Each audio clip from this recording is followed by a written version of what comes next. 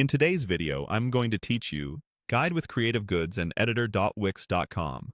We're walking through how to move a classic Wix editor site into Wix Studio the right way. You can't directly convert an old editor site into Studio.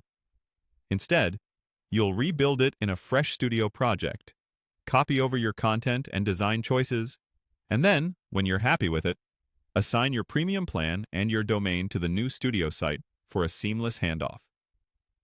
Keep your current site open in one tab so you can reference and copy images, text, colors, and layout ideas as you go. Start by visiting your current Creative Goods homepage to review what you'll recreate.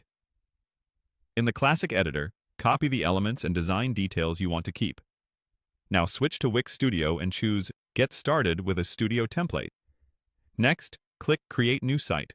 For complete control, pick Start from a blank canvas.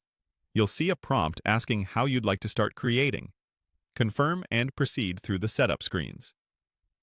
Choose. Generate a site structure with AI. In the highlighted field, type the key details about what you're building so the AI can tailor your sitemap. Select Online Store to guide Studio toward e-commerce features. When you see a highlighted choice, select it.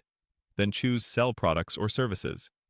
If the flow asks again, repeat the same choice, and type into the highlighted fields each time so the AI understands your focus. Provide any additional information in the highlighted inputs as they appear. When you're ready, click Skip to Templates, then Continue. On the next setup screen, confirm the highlighted options that fit your needs. If you only want the structure right now, choose Visual Sitemap only. Confirm any remaining highlighted selections, then click Start Generating. Studio will create your sitemap and open the editor with your new site structure. Once the editor loads, click Publish to push a draft to the temporary Wix domain. This doesn't affect your live domain yet, but it lets you preview and share the build. Click Save and continue to finalize the publish flow.